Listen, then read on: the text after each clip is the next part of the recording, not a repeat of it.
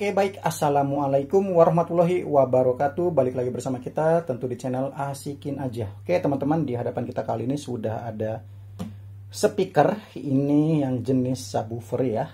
Dan ini menarik.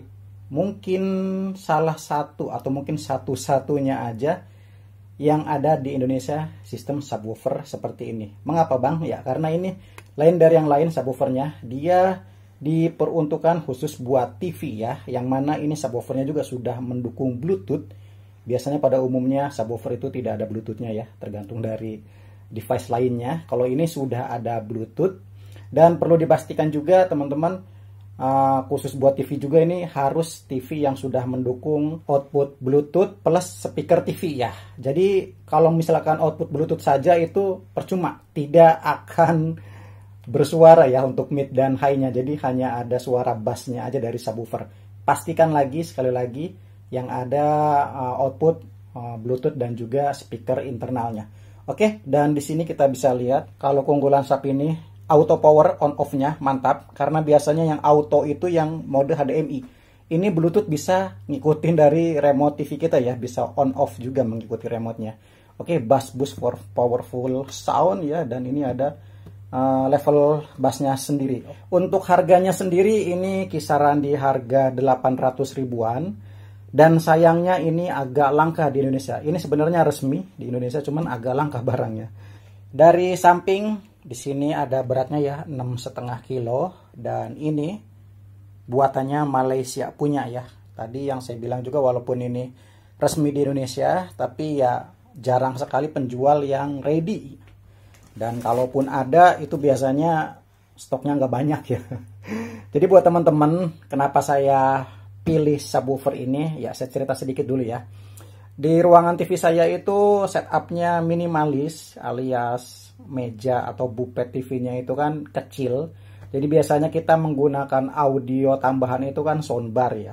Tapi soundbar yang single soundbar tanpa ada subwoofer. Kenapa? Karena di tempat saya atau di ruangan saya itu justru kalau ada subwoofernya itu nggak muat. Kecil, jadi alternatifnya selalu single soundbar ya. Dan kita sudah ganti-ganti single soundbar.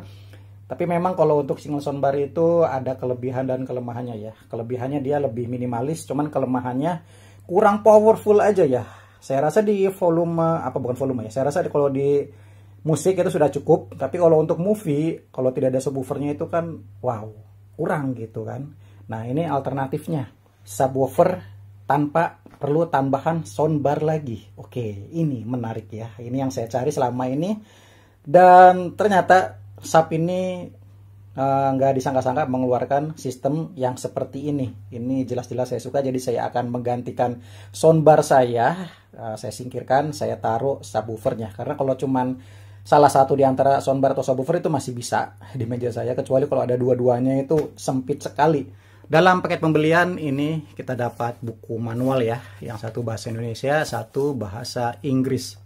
Kabel adapter ya seperti ini, kualitasnya bagus, tebal, dan juga cukup berat. 2 buah stand, karena memang bentukannya terlihat ya agak tipis, jadi bisa dipasang stand biar lebih stabil.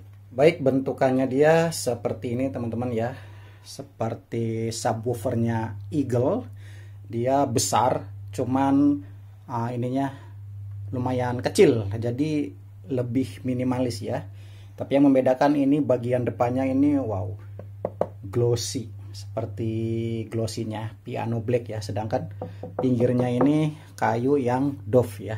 Di bagian atasnya kita bisa lihat di sini tulisan wireless subwoofer for TV active subwoofer. Oke. Sementara lubang anginnya atau keluaran bassnya itu ya di bagian depan, dan untuk logo subnya atau lambangnya di bagian bawah. Di samping satunya lagi kita bisa lihat di sini ya, tutup subwoofernya ini dilapisi dengan kain. Dan kalau lihat dari ukuran penutupnya ini sepertinya sih 8 in ya. Sementara di bagian belakang kita bisa cek, di sini ada tombol untuk level bassnya ya, dan ini ada SW link, mungkin untuk pairing juga atau maupun reset ya. Dan ini lubang, sepertinya lubang variasi aja. Serta ini di bawah ini port untuk powernya sendiri. Oke, jadi belakang ini simple seperti ini, tidak ada pengaturan apa-apa lagi. Ya karena memang fungsinya itu cuma menangkap low-nya ya. Sementara dari mid dan treble-nya itu dari speaker TV. Jadi sekali lagi saya pastikan ya, teman-teman harus memiliki TV yang memiliki output selain Bluetooth ya. Kalau Bluetooth aja itu hanya ada suara low-nya saja. Harus ada Bluetooth dan juga speaker internal. Oke teman-teman ya, ini sudah saya set dan ini sudah terhubung, sudah menyala ya. Memang ini kalau terhubungnya warnanya merah. Oke, di sini saya akan pastikan kalau soundbarnya ini sudah terhubung ya. Di sini ada keluaran suara ya. Ada HDMI ARC itu yang ini JBL, dan kita tinggal pindah ke Bluetooth nih. Ini speaker TV plus Bluetooth ya. Nah, di sini kita cek pengaturannya dulu sedikit. Oke, sorry, terputus. Kita hubungkan dulu. Oke. Oh, sorry ya, terhubungnya ini warna biru. Makanya kok aneh kalau terhubung warna merah. Oke. Dan di sini juga kita nggak usah khawatir. Biasanya kan kalau yang Bluetooth itu ada delaynya ya. Tapi yang nggak usah khawatir karena TV yang sudah mendukung opsi seperti ini pasti ada penundaan audio. Nah, kita bisa atur-atur ya. Audio untuk subwoofernya bisa dipercepat, bisa diperlambat. Jadi yang keluar di subwoofer itu sama dengan yang keluar di speaker TV ya. Jadi bisa seimbang. Dan di sini memang seimbangnya antara 25 sampai 30 ya kalau di TV LG kita.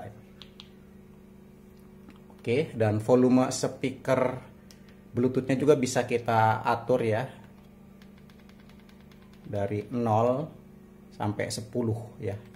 Dan saya juga sudah mencoba yang paling pas itu volume 3. Jadi biar nggak terlalu ngebas ya. Jadi pas antara mid dan high-nya. Kecuali kalau teman-teman milih movie yang pengen menggelagar, mungkin 4 dan 5 itu sudah lebih dari cukup menurut saya pribadi. Oke, di sini juga kita akan coba nanti pas tes kualitas audionya dari speaker Bluetooth ya, sub ini di compare dengan yang JBL ini yang harganya sekitar 3,5 juta ya. Total ya, termasuk ongkos kirim dan pajak ya, karena memang tidak resmi di Indo. Oke, sebentar kita buka YouTube.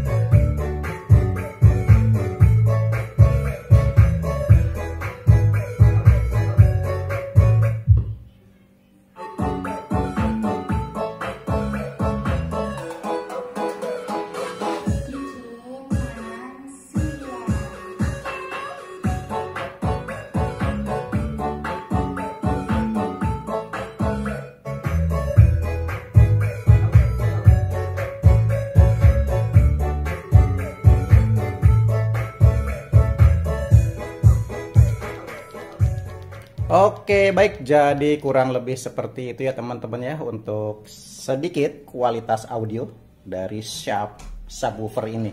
Dan sudah diketahui ya perbedaannya antara JBL ini ya. Walaupun JBL sudah bagus sejatinya, cuman kalau soundbar single seperti ini memang bassnya itu ala kadarnya. Walaupun ini sebenarnya single soundbar terbaik yang pernah kita review ya, karena memang harganya juga lumayan, audionya juga lumayan, cuman kalau dibandingkan dengan yang subwoofer jelas kalah ya.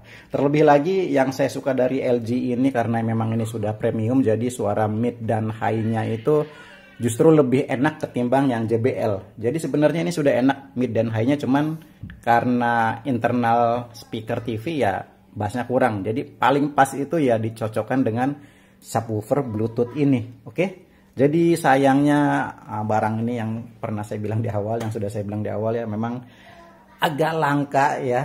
Tapi mudah-mudahan teman-teman juga bisa dapat di marketplace ya, karena masih ada 1-2 penjual yang menjual di marketplace, dan mudah-mudahan harganya juga tidak lebih dari 1 juta, karena kalau sudah lebih dari 1 jutaan itu ya kalau 1 juta lebih dikit nggak masalah sih. Kalau udah 2 jutaan sih memang sangat disayangkan subwoofer aja seperti itu ya, walaupun memang fitur yang seperti ini tuh jarang sekali ya.